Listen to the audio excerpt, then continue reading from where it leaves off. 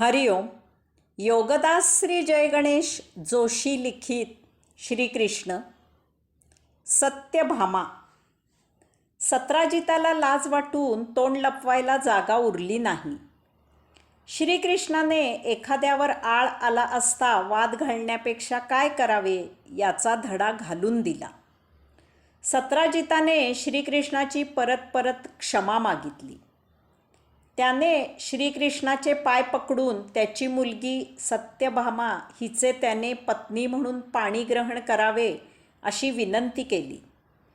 तसेच तो मणी त्याने श्रीकृष्णाला दिला. श्रीकृष्णाने सत्यभामेचा पत्नी म्हणून विधीपूर्वक स्वीकार केला. पुढे रुक्मिणीनंतर सत्यभामेचा राणी म्हणून मान राखला जाऊ लागला. परंतु श्रीकृष्णाने स्यमंतक मण्याचा स्वीकार केला नाही. त्याने तो मणी सत्राजिताला परत केला.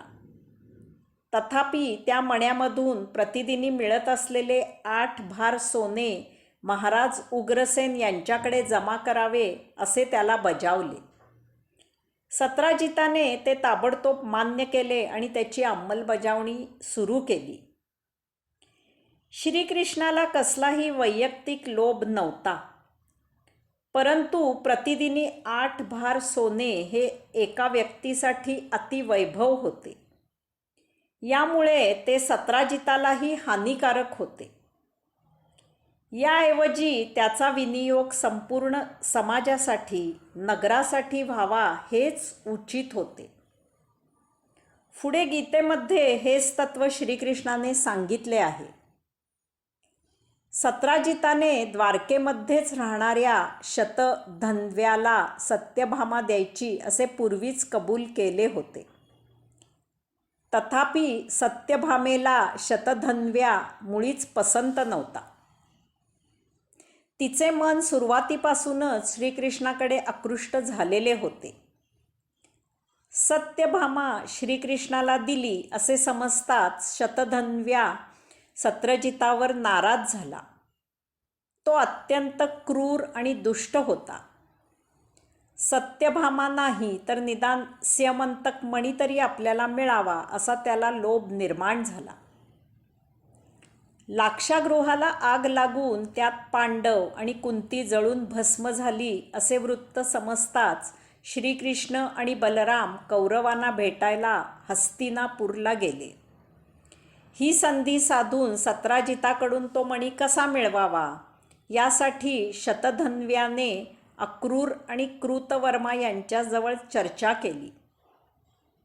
त्या दोघांनी शतधन्व्याला संमती दिली. इतकेच नव्हे तर सत्राजिताला ठार मारण्याचाही सल्ला दिला. त्याच रात्री शतधन्व्या सत्राजिताच्या घरी गेला आणि त्याच्या पत्नीसमोर त्याने सत्राजिताला अत्यंत निर्दयपणे ठार मारले आणि स्यमंतक मणी घेऊन तो तिथून निघून गेला. सत्राजिताच्या घरी हाहाकार माजला. सत्यभामेला हे समजताच ती धावतच माहेरी गेली आणि ते पाहून तिला दुःखावेग आवरेना. तथापि तिने सत्राजिताच्या शवाला तो टिकावा म्हणून तेल लावले आणि तशीच रथ घेऊन ती हस्तिनापूरला गेली. हस्तिनापूरला गेल्यावर रुदन करत तिने जे झाले ते श्रीकृष्णाला सांगितले. श्रीकृष्ण आणि बलराम सत्यभामेला घेऊन त्वरित द्वारकेत दाखल झाले. श्रीकृष्ण आणि बलराम द्वारकेत आल्याचे समजताच शतधन्व्याला कापरे भरले. तो प्रथम कृतवर्म्याकडे गेला, परंतु कृतवर्म्याने कानावर हात ठेवले आणि त्याला वाटेला लावले. त्यानंतर तो अक्रूराकडे गेला. तथापि अक्रूरानेही त्याला सहाय्य देण्यासाठी असमर्थता दर्शवली. कठीण काळ आला की मदतीला कोणीही येत नाही हा समाजाचा नियमच आहे.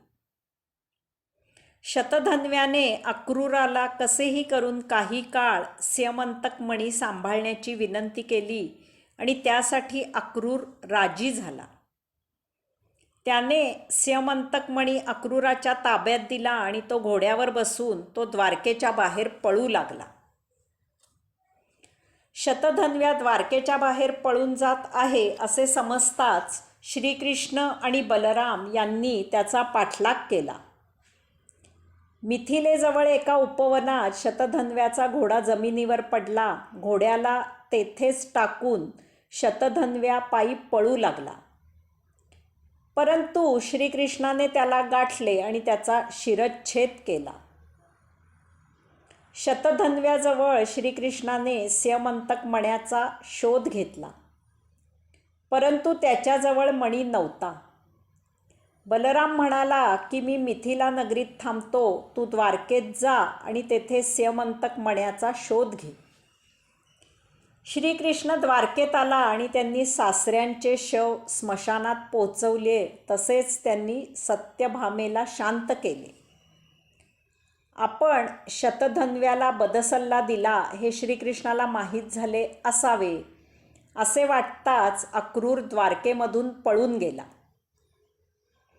असे सांगतात की तो काशी क्षेत्री जाऊन लपून बसला. स्यमंतक मण्यापासून मिळणाऱ्या सोन्याचा विनियोग तो गंगातीरी घाट आणि धर्मशाळा बांधण्यासाठी करू लागला.